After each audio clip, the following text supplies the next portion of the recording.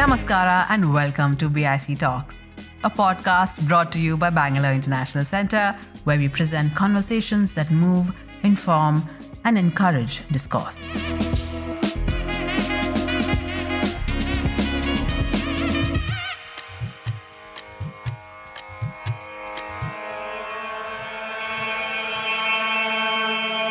In a way, I would say this is a classic example of hope, the rise in the number of cases, albeit a little paradoxical because, of course, you see a rise in violence. But we have to be careful that hope is not utopia. Utopia is when you have a perfect world where everything is sort of taken care of. But hope is, by its very nature, it is incomplete. It is sort of a work in progress. And it involves a great deal of back and forth, a great deal of navigation and negotiation. It's not about deliverance by the divine. Mm-hmm. It's about an active working here and now, and working with whatever you have, whatever materials you have, not expecting a revolution tomorrow, either of the Marxist or the religious variety. As the pillars of democracy crumble across the globe, big and small actions of resistance prop up hope and keep alive a way to rebuild. In the past few decades, ordinary folk in India have stood up to repressive state authority over and over again. Their vital acts of hope preserve the collective spirit of resistance and unwavering resilience necessary to continue the fight for democracy. Audacious Hope is an archive of these struggles, including the protests that united farmers across state borders in 2020 and the national outcry following the controversial CAA legislation. From the myriad ways people came to the aid of their fellow citizens during the pandemic to the testing of free speech boundaries by cultural activists, this book undertakes the task of documenting resistance in many forms. The author, Indrajit Roy, challenges the reader with his account of how a proud people are battling to save the beloved democracy. The question is, how can we, through individual and collective action, resist authoritarianism, casteism, and majoritarianism? The answer is, of course, through the audacity of hope. In this episode of BIC Talks, Indrajit is in conversation with journalist and editor Prem Panikkar. Now, over to Prem and Indrajit. You know the name of the book, it's Audacious Hope. I was thinking, we just said goodbye to the 17th Lok Sabha. PRS legislature and various other sites that monitor these things produce some statistics that are interesting. One, since 1952 when we had the first Lok Sabha to now, in terms of working days, this is the least productive Lok Sabha there has ever been. Two, 146 MPs were suspended during the course of this Lok Sabha. Three, for the first time ever, the Prime Minister did not respond to a single question. The entire Lok Sabha passed without a Deputy Speaker. Why not? Because by convention, the Deputy Speaker is drawn from the ranks of the opposition, and the government did not want to give the opposition a chance. In the Rajya Sabha, where the BJP does not have a majority, not a single question filed by the opposition was taken up for discussion. In the Lok Sabha, over 300 questions sent in by opposition members were not responded to and have actually been deleted from the records. So there's all of that. What's happening with the courts, we know. The armed forces have pretty much become props for photo ops. What is happening with the cops, we know. Professor, I was thinking, given that every single institution of democracy seems to be eroding, and rapidly at that, there's a considerable degree of audacity in even writing this book. Thank you for noting that. Yeah, so I'm curious, why did you even think of writing this book? Good question. Thank you so much for leading with it. I think your question sort of gets us to think about what a democracy is. And we are often used to thinking about democracy as about regular elections, as about free and fair elections, as about checks and balances between institutions. And of course, you're right, it is all of this. But in all of these discussions on democracy, we often forget that democracy is about the people. It's about what people do in order to hold their governments accountable.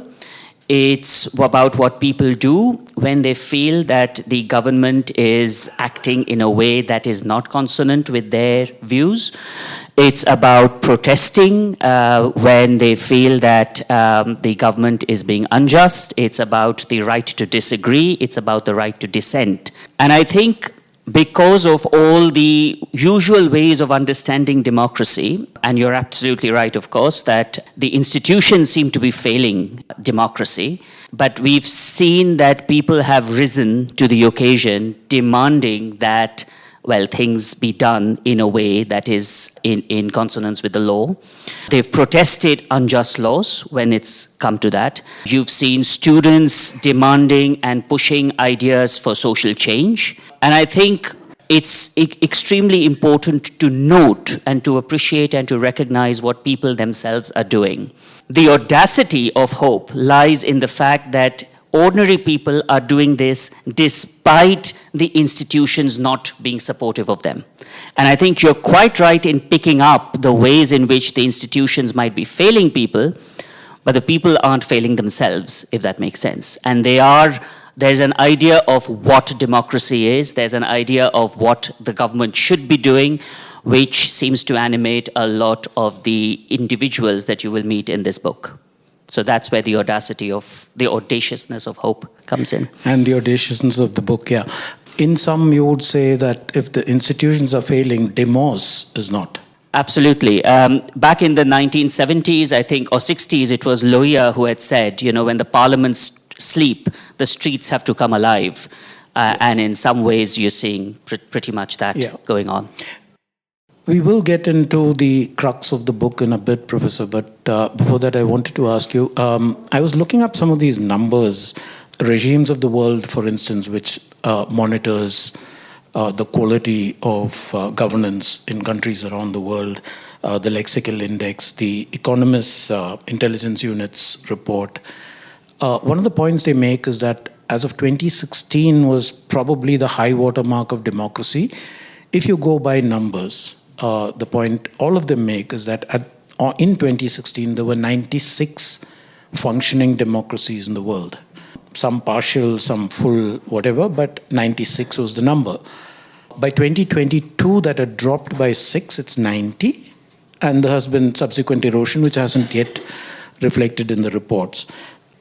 I was also startled by the fact that the number of people who, again, according to all these bodies, whose democratic rights have been removed or eroded has actually risen to 3.9 billion, and that includes the population of India, it includes the population of Venezuela, it includes the population of Turkey.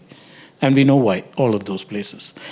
The other startling number is we say that there are 90 democracies, forget about the 6 that lapsed. The startling number is that 3% alone live in what are full liberal democracies. 37% live in partial democracies, India falls into that. Another 37% live in autocracies, authoritarian regimes.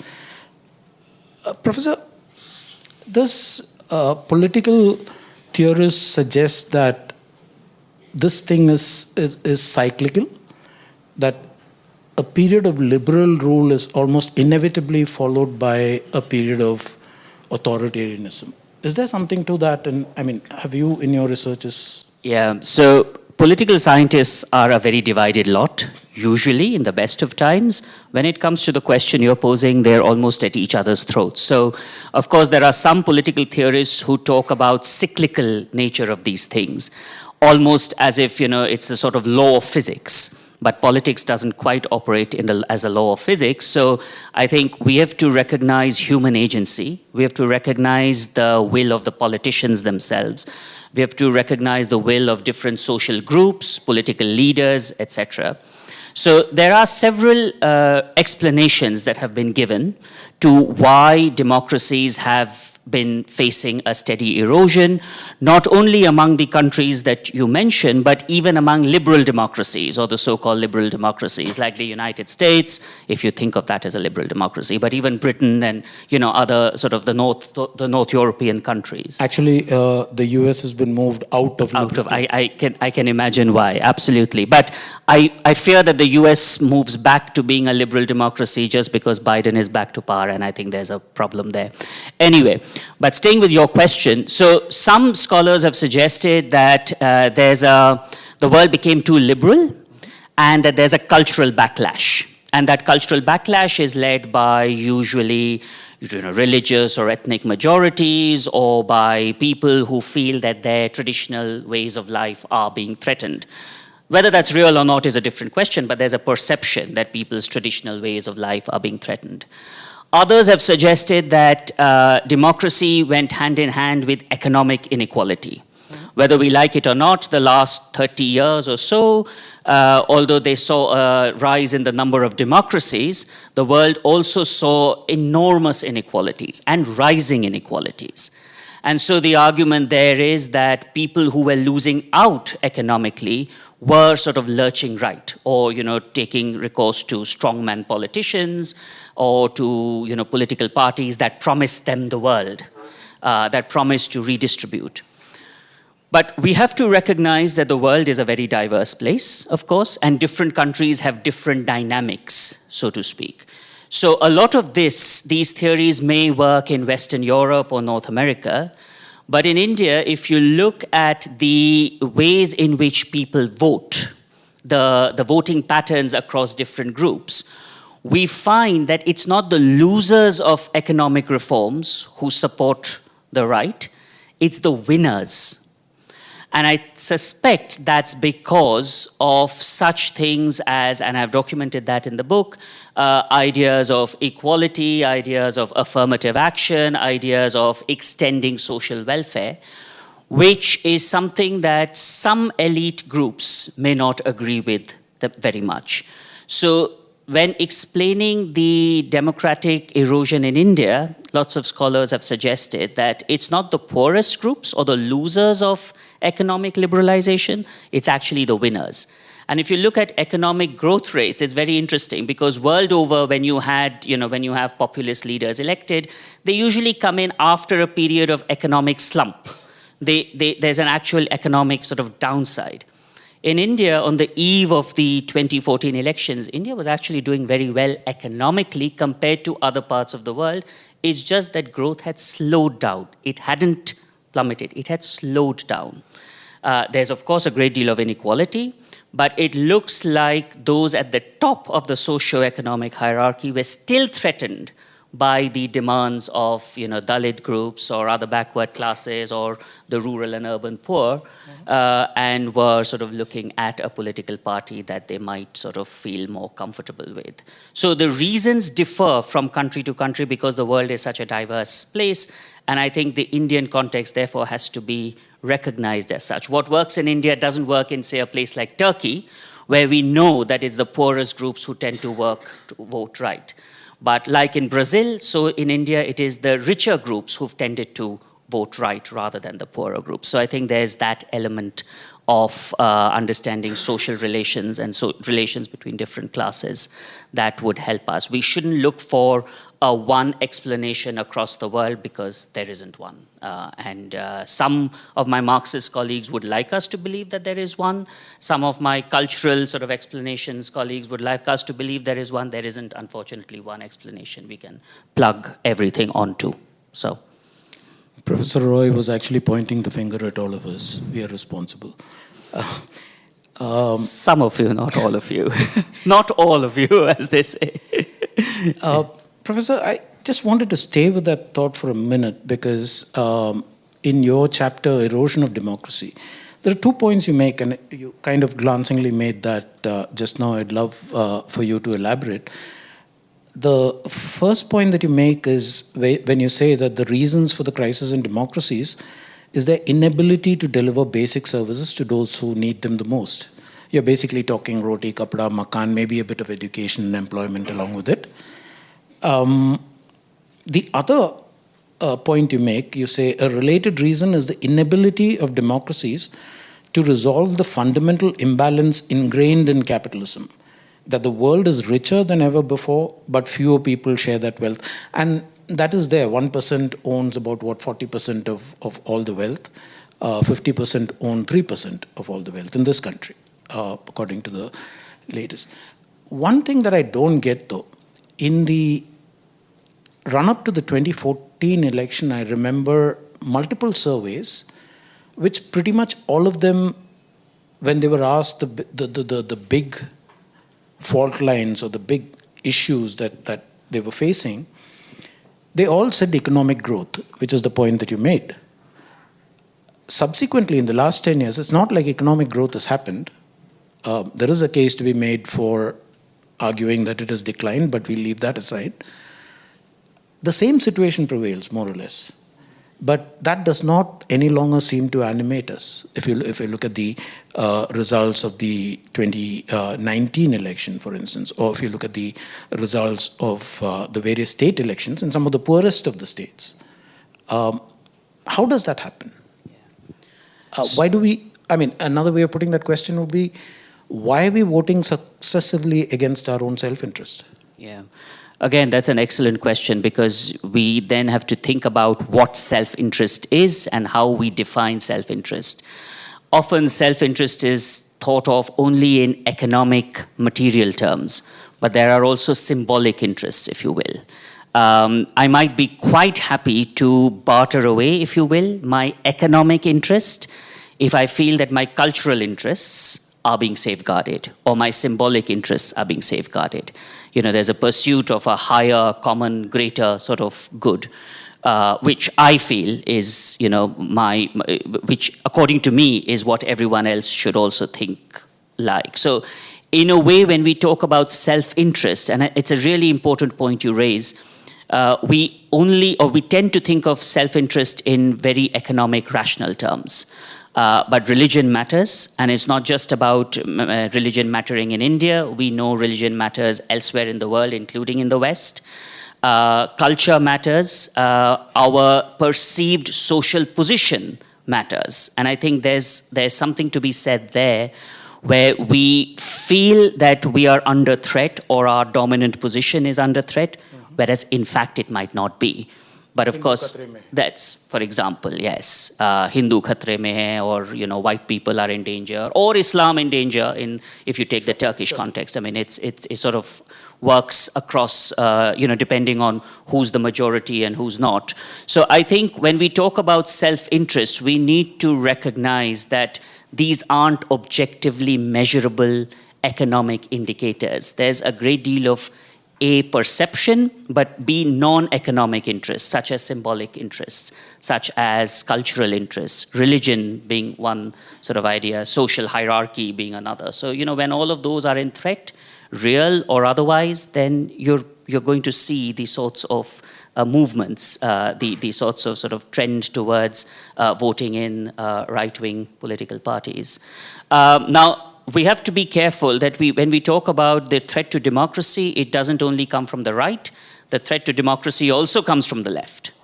And that, of course, has a very different set of dynamics, which is much more closely linked to what you said in terms of when you have economic inequalities, when you have economic disparities, those who have lost out would sort of support more left-wing, dictatorial, populist parties.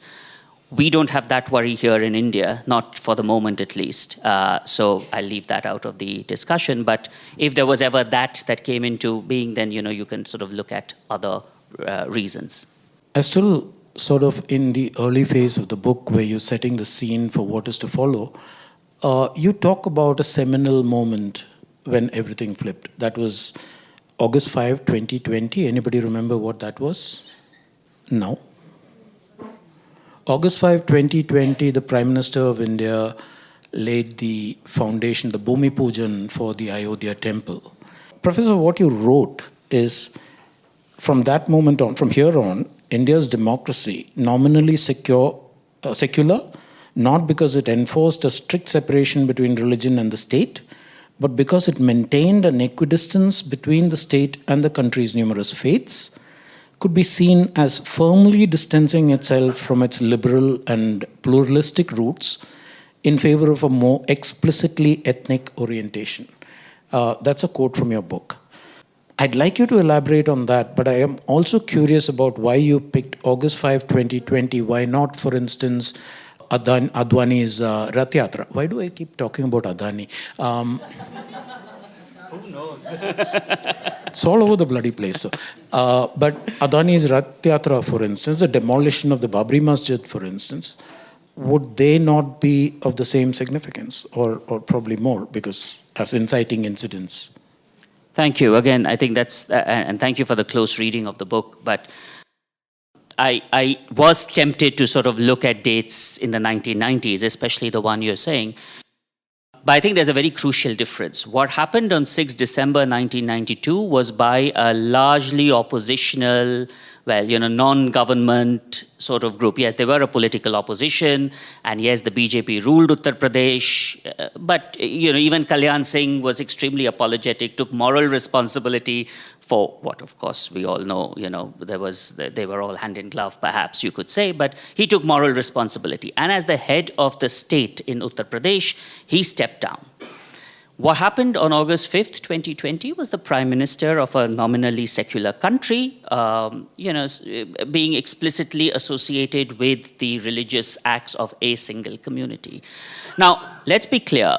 I'm not thinking here of secularism as the sharp distinction between church and state as you find in France or other Western European countries.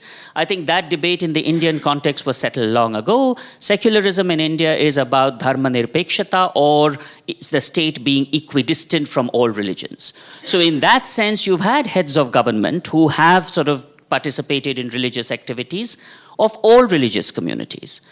Now, I'd be quite happy to sort of take my words back, and if there's a second sort of edition or subsequent editions, to retract on this, if the Prime Minister were to extend the same courtesy to places of worship of other religious communities. For instance, when the Babri Masjid, or the new masjid that is being sort of built at the outskirts of Ayodhya, if he is invited to do whatever it is that they do to mosques to make them a holy place, then, and if he turns up for that, that would be in the spirit of a secular sort of democracy.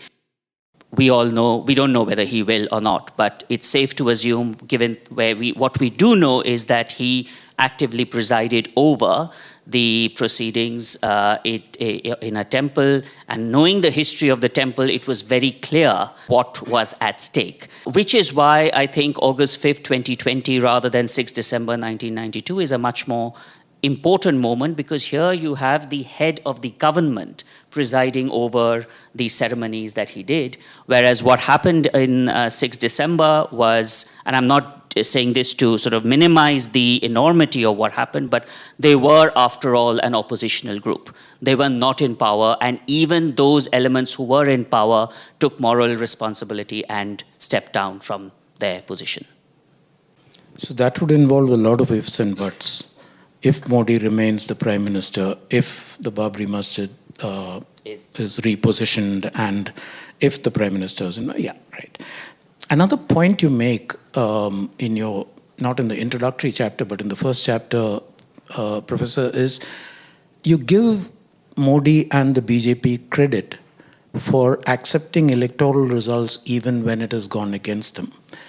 I read that and I wasn't quite, how do I put this? I wasn't quite convinced, because accepting an electoral result, the numbers are declared, you accept it, but then you start, it's almost militaristic, right? You name them Operation Lotus, Operation this, Operation that, and the point is to subvert the results of the election.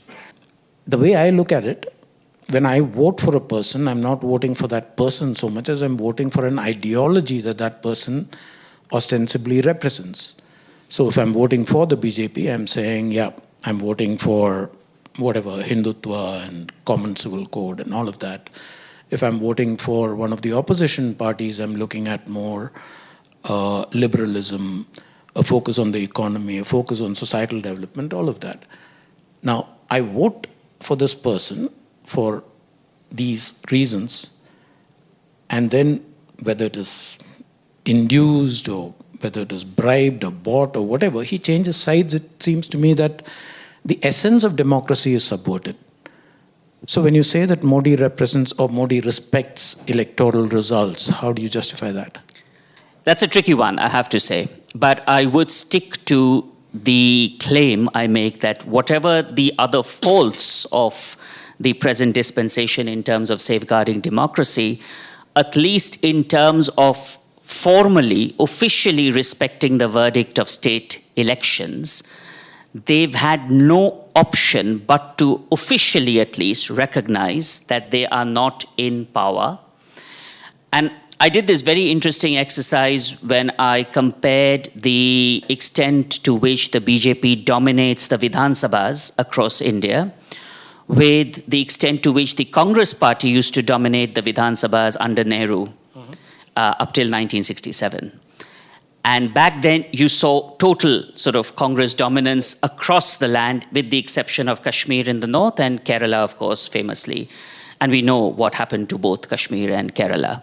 Mr. Modi has to be more careful. He's not, to my mind, yet sort of, dismissed state governments in the way that used to be done in the past, but he's had to take the sorts of approaches that you mentioned, which suggests that he's got to be more careful and more manipulative, perhaps, to use your terms, but he cannot do what used to be done in the past.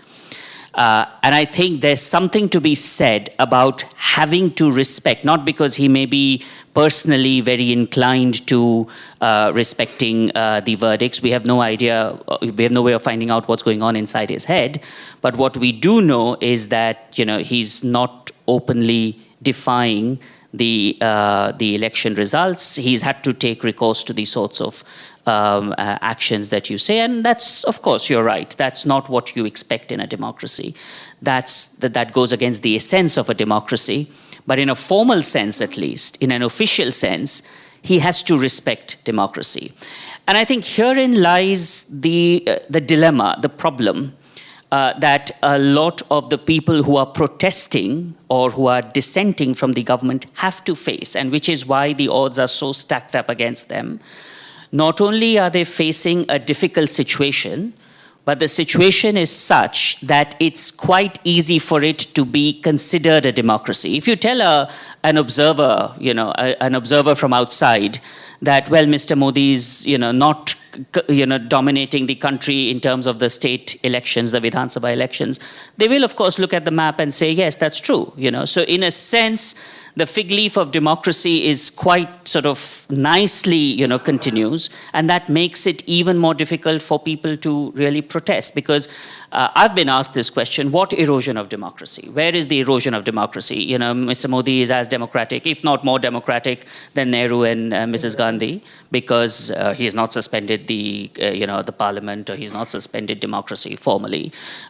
He's respecting the verdicts of different electoral sort of outcomes in the states, and you have to give it to them that they've played their cards well, if that makes sense. One of the things I notice or read between the lines of both the book and the professor's answer just now is Trump has set such a low bar that, almost anything beyond that.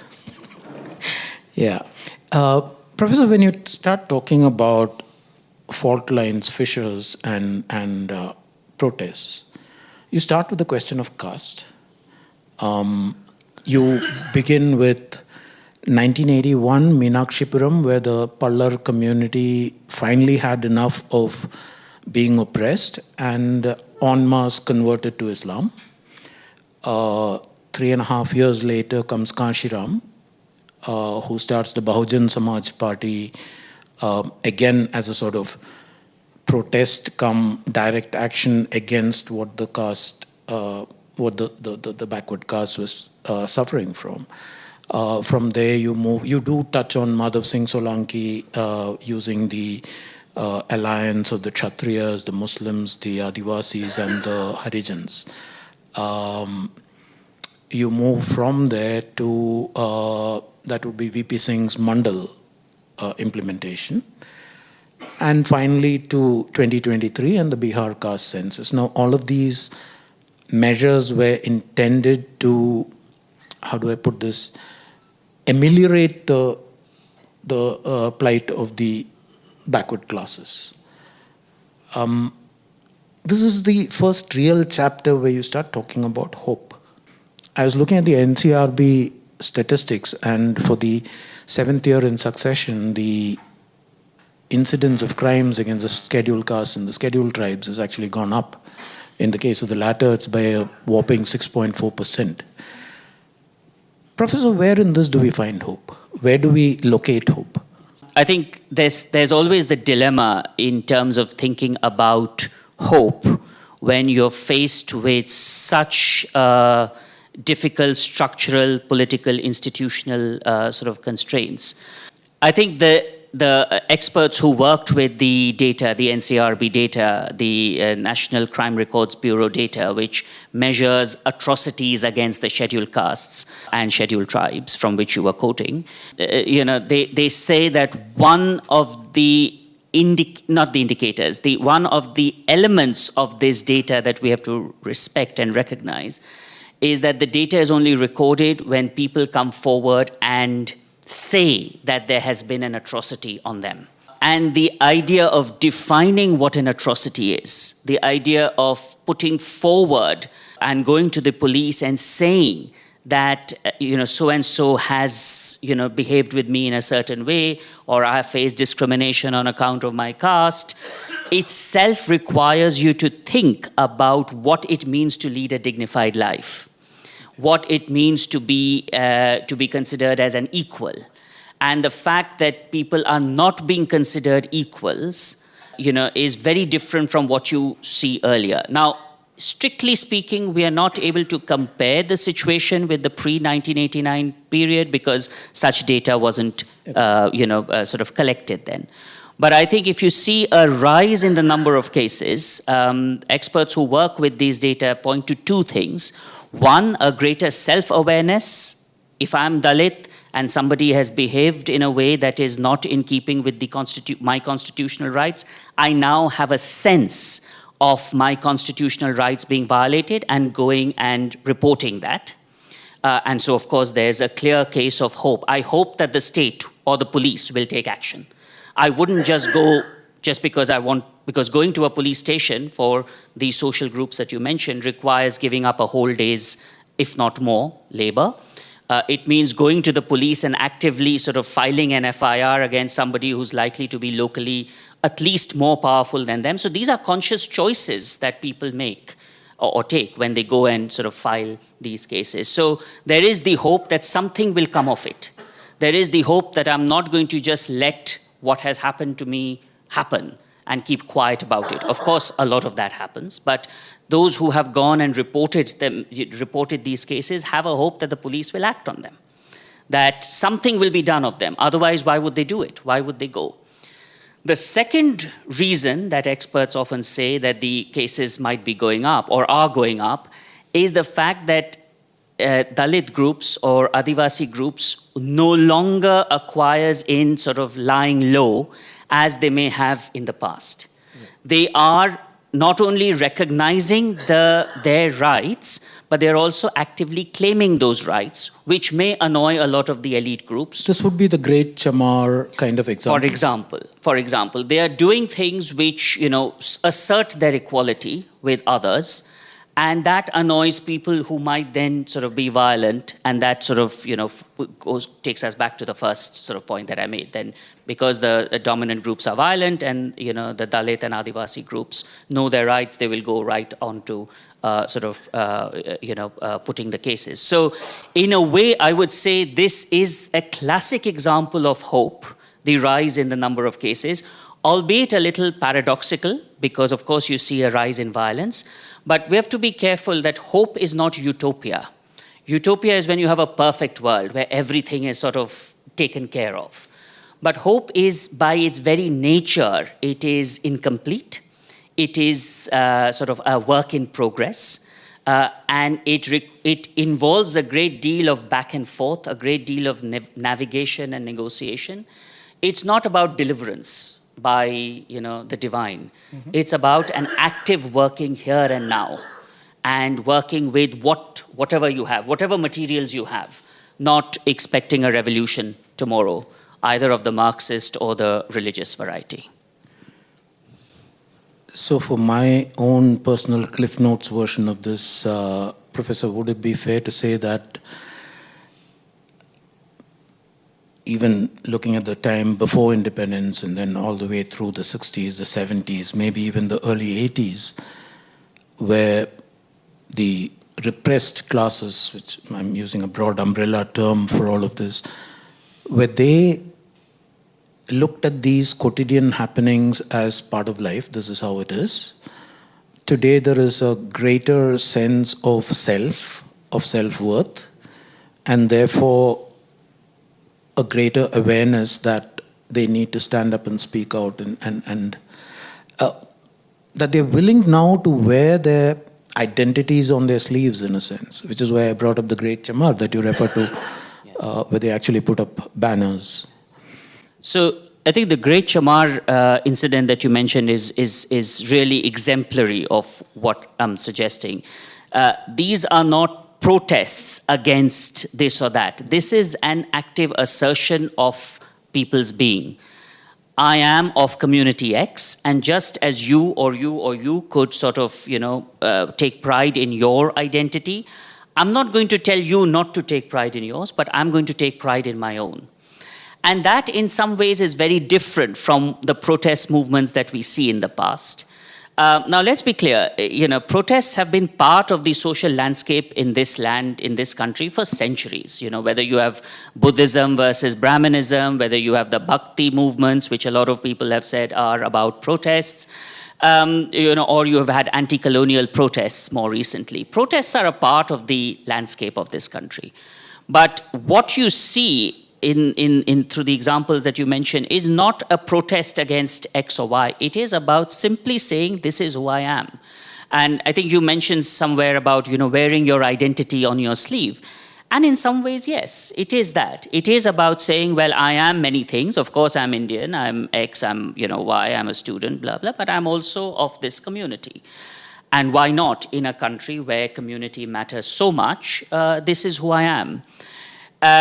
There was offense taken to the term Great Chamar because others said you can call yourselves whatever without the word great. And they said, well, if you can call yourself the Great X or the Great Y, why should we not do that? So it's really an assertion of equality. It's nothing more, nothing less. And some people would say that's a protest, but I don't think the people themselves were thinking of it as a protest. In a sense, it's just who I am. I exist, and if that is a problem for you, then that's your problem. It's your problem, not mine. Right. Which naturally segues into the second big point that you raise, which is about the emergence of the students as one of the let's say, in the forefront of protests against what they perceive as injustice. And this goes all the way back to, you could go back in time, because I was a student leader during the emergency, I know what happened then. But more contemporarily, you had the Rohit Vemula incident. Then you had the JNU protests revolving around, whatever the reason was, the Kanhaiya Kumar arrest. Umar Khalid, by the way, is still in jail. After that, you had the anti-CAA protests. You've had the students stepping up for pretty much everything. Even the farmers' protests, they have been demonstrations, protests, placards, all of that.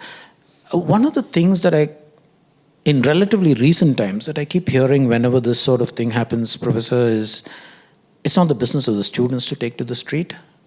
The students are supposed to study. The parents have spent a lot of money. The government is spending a lot of money on you. What the hell are you doing? All of this. The fact that the students are coming out onto the streets,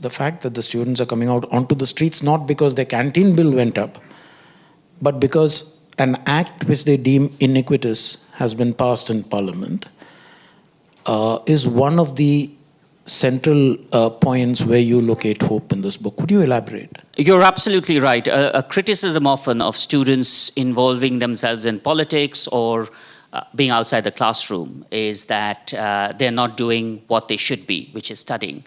But of course, that ignores a very crucial element of education. Education is not only about completing the syllabus, it's also about being a good citizen. It's also about being a member of the political community. And this is something that has been recognized, over decades in India, abroad, elsewhere. And of course, you've yourself been a student leader, but many of the politicians that we have today, whether on the left or the right, have been student leaders themselves. So it's a bit rich for them to say, either irrespective of the political spectrum, to say that students should just do what they should be, what we are expecting them to do. And I suppose in that sense, the students teach us a great deal about citizenship. Citizenship is not only about, standing up when you are directly affected. Of course, it is that.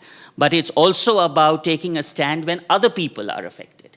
It is about a term that I keep using in this book. It's about demonstrating solidarity with other causes. Some people would say they're being busybodies. They are sort of interfering in everything but what they should be doing. But of course, this is what a citizen should do. A citizen a citizen of a country is a citizen not only because they have a passport or they have the Aadhaar card or whatever. They are citizens because citizenship is about a political community. It's about taking care of one another. It's about being there for others. It's about demonstrating the sort of solidarity that, the students have been at the forefront of. So whether it is the students who came out in protest after Rohit Vemula's suicide, whether it's all those students who came out when the JNU incident was sort of playing out, and in the book you will also meet with people in places like Allahabad University or in Manipur University, where they were far away from the media limelight. They were doing things that you would expect of citizens, which is to stand up against injustice, which is to stand up and protest when they believe that the institutions are not doing what they should do. And it is extremely unfair to expect students to just sort of sit in their rooms and study. I can see where that is coming from, because as a parent myself of a university-going student, who has to pay a great deal, I would much rather that my daughter sit in university and sort of do what I am or my partner is paying for.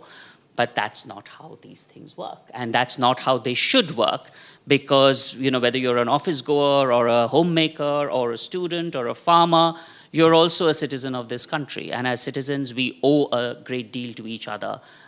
It's not only about going and casting your vote or ensuring that your Aadhaar card is ready. Those are important things, by the way. I'm not suggesting they're not. It's just that there's much more to citizenship than just going and casting your vote. And I think there's a great deal we learn from the students when they stand up and go out onto the streets or they're outside the classrooms demanding and protesting the way they do. They're not just citizens of tomorrow, they are citizens here and now, and we need to respect that. After the students, you talk about the CAA protests, and then you talk about the farmers' protests. Now, in your earlier answer about the students, you talked about the responsibility of the citizen, not merely to herself, but also to others. One of the commonalities that I found in the CAA protest, which I happened to cover, and the farmers' protest where I hung around on the fringes the last time this happened, was that there was that sense of solidarity. The farmers turned up for the CAA protests, the students, the general community at large is now backing the farmers' protest. There is a lot of... And while there is, again, if you go strictly by the media, this is restricted to Khalistanis from Punjab and a bunch of no-hopers from Haryana, but that's not the fact. On the day one of the protests, if you remember, farmers were arrested from Andhra Pradesh as they were trying to go, farmers from Kerala were going Tamil Nadu, all of that. So all of this, again, are the places where you locate hope. How does this translate? So at some point it has to translate into some kind of transformative change. Do you see that happening? Because your last chapter says, how do you save a democracy? So I want to link all this up together and ask you whether in this, the million mutinies now that have been sort of escalating over time, do you see that hope? And if so, could you draw us a roadmap? Yeah, that's always a challenge. I'm not going to fall for that trap. But what I will try and do is to sort of pick on some of the elements that you've mentioned and, perhaps chart out how that is in fact helping us already thinking about ourselves as a political community. One of the most moving slogans and placards during the protests against the CAA was by children and grandchildren of Hindu refugees from Punjab and Bengal, who said, "We are refugees, we are children of refugees. We've seen the worst. We've actually suffered. We've had to move. Overnight, we've lost our homes. We do not want a repeat of that here." Or we understand what that entails for people. So these are children of Punjabi and Bengali refugees. And remember, by the way, this was also around this time when the West Bengal elections took place. A lot of the people voting were refugees from what was earlier East Pakistan and East Bangladesh. Of course, many were, supportive of the CAA and may have voted for the BJP, but we know that lots of them were not. And these are people who have been successively betrayed by the Muslim League, by the Congress, by the Communists, perhaps by the Trinamool as well. But that hasn't sort of meant that they've got that ingrained hatred against Muslims, And so I think in that sense, there's a lot that we need to learn from actually people who have suffered the violence of the partition, in whose name the CAA was sort of, brought about. The farmers was another interesting element, because beyond the Khalistani charge, of course, the man who emerges as the sort of, central character after the Republic Day events was Rakesh Tikait. And the Tikaites in Western UP, for those of you who might sort of be familiar with that region, back in 2013, there were ghastly riots between Hindus and Muslims. And it's widely assumed that the Tikaites, even if they're not actively supported the violence, they had kept quiet when they could have intervened to, prevent that violence. But what happens after the farmers' movements, and you could say this is opportunistic, but the Tikaites convene a Mahapanchayat in their village, where they invite the Muslim leaders to speak, and a very senior Muslim leader tells them down, says that you were wrong back in 2013, you let your ideas being hijacked by the BJP, what you've done is unforgivable. And there was pin drop silence as all the Jat sort of members of the Mahapanchayat listened. There was no booing, no shouting, but a recognition that there had been a mistake in the past. And the Tikaites said that they were sorry for what happened. And we all know thereafter, across Western UP and Haryana, the farmers from the Mahapanchayats sort of marched towards Delhi. Temples, small little temples that you see across the region, urged farmers to proceed to Delhi in order to support their Chaudhry, as Tikait was called. So in that sense, you do see these moments of solidarity being built up. And I think to answer your question about the roadmap forward, as citizens, one does have to sort of consider the ways in which solidarity could be built throughout times like these. And we have to see the way solidarity is being built even as we speak. So this is not a pipe dream. This is happening before our very eyes. This is happening by people who may not be the sort of, the center of media attention in a positive way, whom the mainstream media might like to portray in specific ways. But these are people who really care for democracy. There's the question of what does it all lead to? And I think one of the things about hope that we have to recognize is hope is not about the consequence of your actions tomorrow. It's about simply acting. And in some ways, I close the book with reference to the Bhagavad Gita and its very famous sort of call where Arjun has sort of goosebumps when he sees the army arrayed against him, and Krishna tells him, well, it's your duty to act. The fruits of action, you don't know what's going to happen, but it's your duty to act. And in some ways, hope is about acting. It's about taking the next step, knowing that there are a whole host of barriers against you, knowing that you may not be successful tomorrow. You may not even be successful the day after tomorrow, but eventually change will come. And change will not come from the heavens. Change will come because of your action today and the action of others around you. Now, I have to also emphasize here, hope is not delusional. It's not about just being suicidal in what you do. You know that there's a problem. You navigate your way through. So hope is not about sort of just doing things for the sake of doing it. It's about being realistic. It's about recognizing who your allies are, who your opponents are, who you can sort of count on, those who are sort of middle of the road, who will only support you when it's convenient to them and abandon you when it's not. So hope involves a lot of calculations. It's not an abstract somewhere that's sort of going on. But the way in which we sort of have to think about hope is people recognizing those alliances, those coalitions. All of us in this room recognizing those coalitions, recognizing that a lot of the problems sometimes may lie within us or in people very dear to us. And what do you do with them? Because obviously we cannot talk about splitting families and sort of calling each other fascists, but it's about working with people you may know have certain views, and that's what you do. You live together and you work together. So that's what a democracy is, and that's what citizenship is about. And you hope, not in terms of hoping for, but you hope to, as in you take steps. You take the next step. And you take the next step recognizing the problems that you're up against, and work with allies, build solidarities. I cannot emphasize enough the importance of building solidarities or alliances, if you will, because it's difficult to fight a lonely battle. And hopelessness is often about pushing people to just thinking about themselves as individuals. And that's something that rulers do all the time.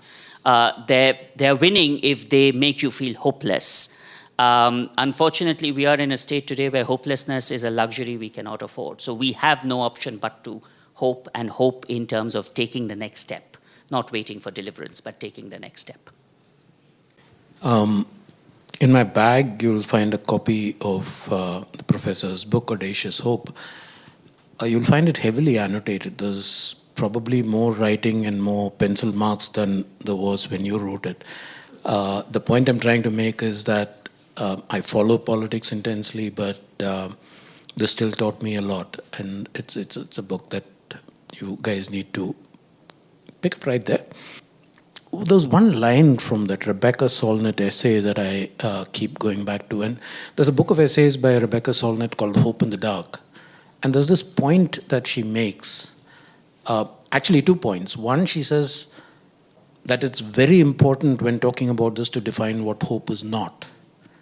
Hope is not the expectation of a result. Hope is merely the awareness of injustice and the determination to do something about it. The other point she makes is that every protest, every single voice that is raised against injustice shifts the balance a little bit. Does it shift it enough to make that difference? Probably not, as you pointed out, probably not today, not tomorrow, not even this generation. But the point that Solnit makes is that sometimes what happens today reverberates over generations and creates change way down the line. So it's part of a continuum. I thought that was what you said last about, the necessity for hope and the necessity for solidarity.